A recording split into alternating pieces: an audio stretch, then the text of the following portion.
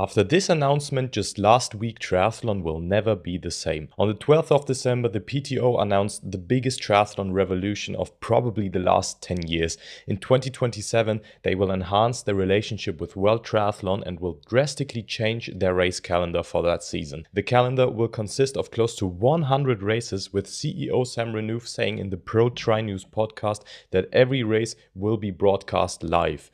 Though not all of them with the same quality as the T100 series probably, they will still be better than the Ironman coverage in Marbella this year. The working relationship between the PTO and World Triathlon will be as follows. The PTO takes over on the organizational tasks, including setting up races, broadcasts, etc., while World Triathlon will be the governing body of the sport. They will be the pendant to the UCI in cycling or the FIA in motorsport, for example. It's important to note here that they are still two separate organizations and entities working independently from each other. The advantage of this system is very simple. Ideally, you don't want to have the politics decided by the same people that commercialize the sport. When that's the case, the same people will be judge, jury and defendant at the same time, which could lead to some pretty bad decisions.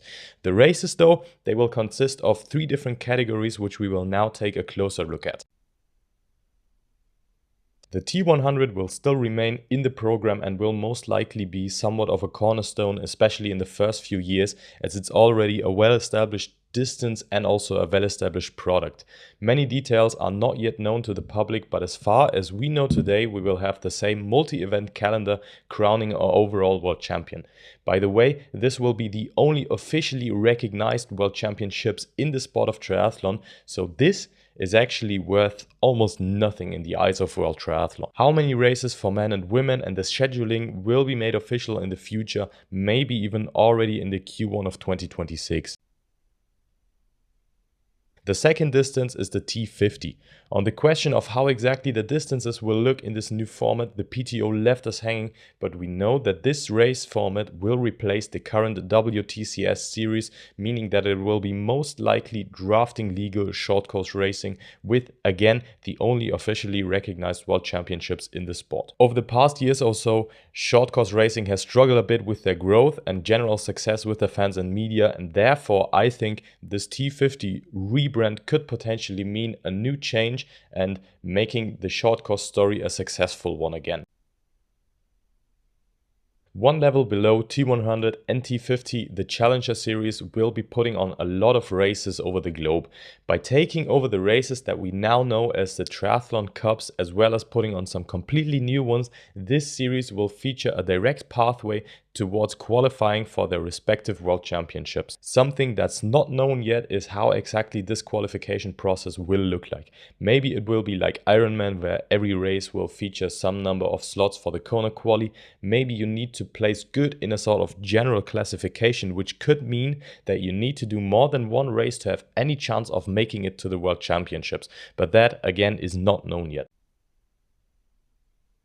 Way down in the press release, they mentioned something that in my opinion a lot of fans and athletes don't talk enough about. They want to put the T100 distance in the Olympics. This would mean that for the first time ever in Olympic history, there would be a drafting illegal triathlon event. There seems to be a growing interest on mass participation events within the Olympics as well, and since the Marathon pour tout at the 2024 Paris Olympics went very well, we could potentially even see an age group triathlon within the Olympic Games over the 100-kilometer distance. A lot of details have not been revealed as of yet and will slowly be released during the 2026 season, but looking at what we have, I am extremely bullish on the coming years. Not only for the PTO, but for the entire sport of triathlon, who could see massive improvements when it comes to viewership numbers and fan engagement at the race or on social media as well. That is, of course, if the PTO can be held to what they promised. Putting around 100 events on in 1 year is a huge challenge in terms of logistics, personnel and money. This year we had a lot of races being moved to different places, but with that amount of events you cannot afford to have some of them being cancelled or moved to other locations. We will obviously see in 2027 what this revolution might bring to us, but the future of triathlon looks very promising in my opinion. If you want to stay up to date with all the news that will come in over the next couple of months, then consider subscribing to the channel, and with that I will see you soon. Bye bye.